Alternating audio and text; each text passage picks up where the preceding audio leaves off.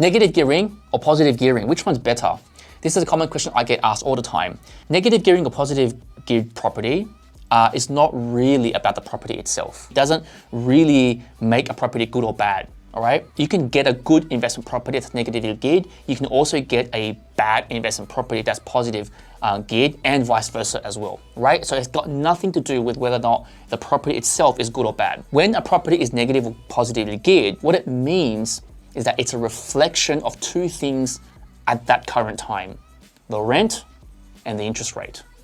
Okay, we're in 2023, all right? Interest rates right now are between 6 to 7% at the banks. 6 to 7%.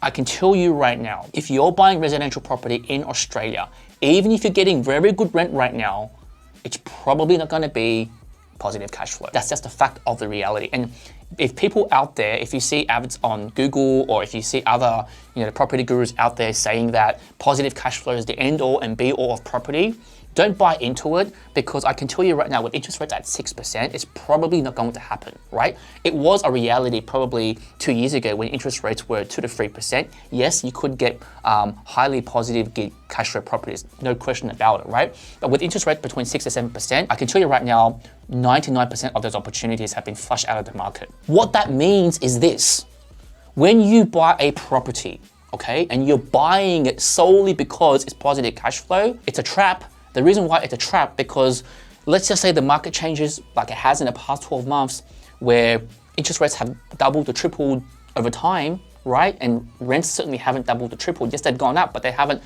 gone up in relation to interest rates comparatively.